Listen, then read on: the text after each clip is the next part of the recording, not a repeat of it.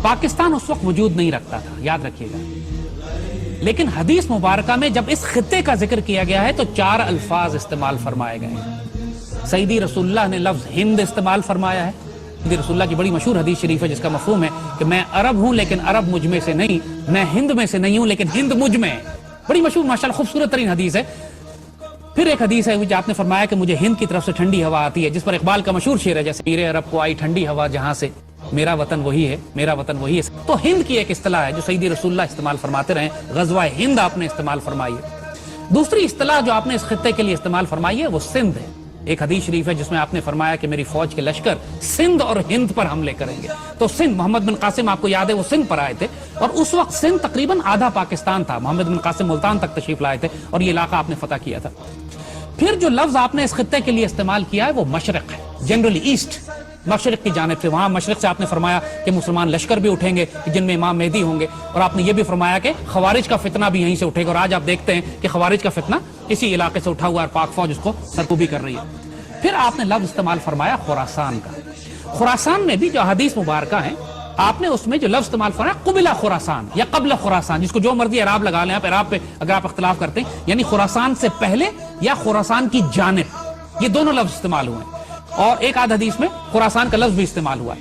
जो पाकिस्तान का शुमाली हिस्सा है, बलूचिस्तान से लेकर पूरा हमारा फ्रंटियर ट्राइबल एरिया से लेकर पूरा नॉर्दर्न पाकिस्तान, ये भी खुरासान है।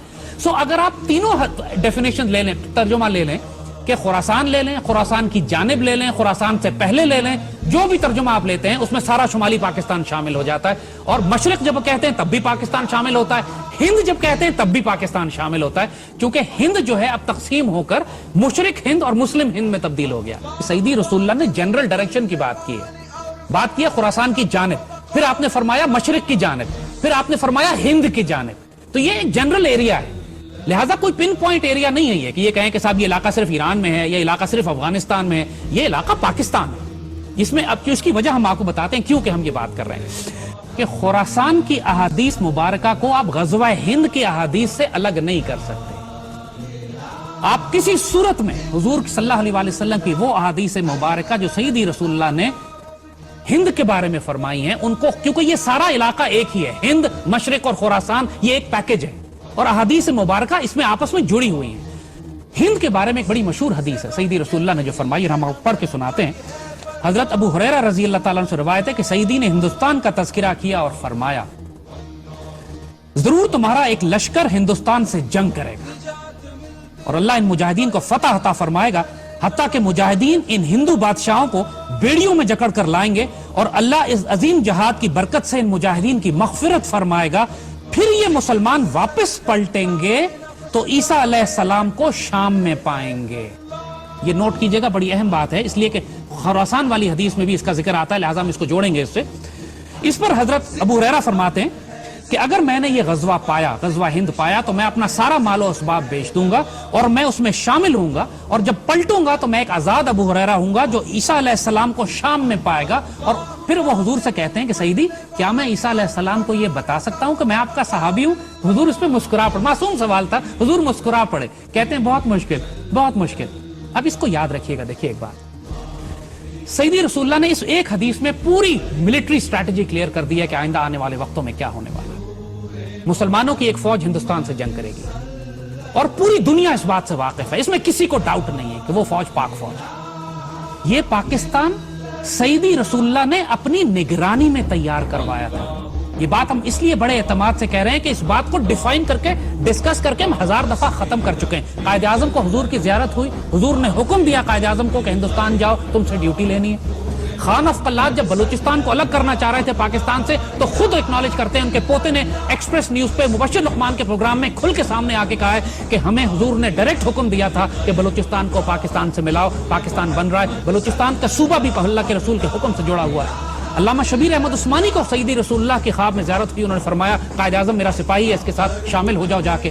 कायदे आज़म इकबाल के ख्वाब और मिशन और विजन जो था उसकी बुनियाद पर बना।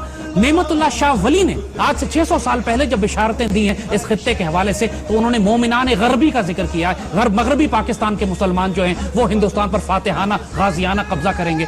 तो इसमें किसी को डाउट ही नहीं है کہ یہ پاکستان جو سیدی رسول اللہ نے اپنی نگرانی میں تیار فرمایا ہے، جس کو غزوہ ہند کے لیے تیار کیا گیا ہے، یہی لشکر ہوگا، یہی پاکستان آرمی ہوگی جو سیریا جائے گی، شام جائے گی، اس وقت جب آخری زمانے میں اسرائیل کے ساتھ ایک فائنل بیٹل ہوگی۔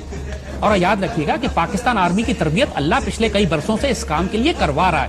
ہم مسلم دنیا کی واحد آرمی ہے جو غزوہ ہند بھی لڑ رہی ہے، ہم انڈیا سے بھی لڑ رہے ہیں، ہم خوارج کے خلاف بھی لڑ رہے ہیں، اور ہم یہودیوں کے خلاف شام میں لڑ چکے ہیں۔ پاکستان ایئر فورس شام جا کے اسرائیلیوں کو مار کے گرا چکی ہے، اور آنے والے وقتوں میں پچھلے دنوں ابھی فلسطین میں ایک زبردست مظاہرہ ہوا تھا جس میں فلسطینیوں نے پاکستان آرمی کو دعوت دی تھی کہ آپ آئیں اور ہمیں آزاد کرائیں۔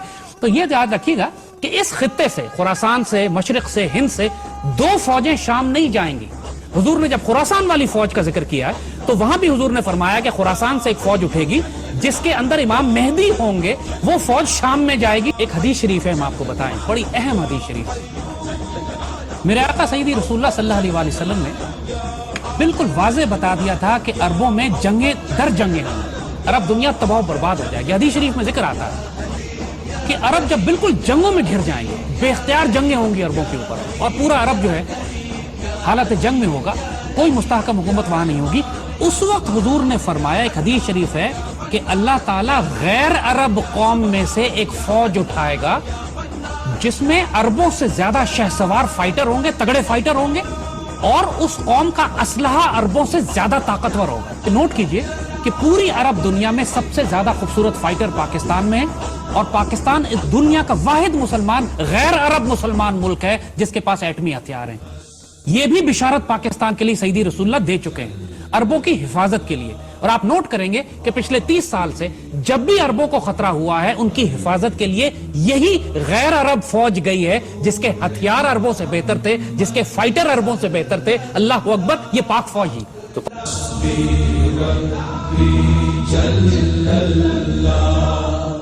ما فی قلبی غیر اللہ، نور محمد صلی اللہ حق لا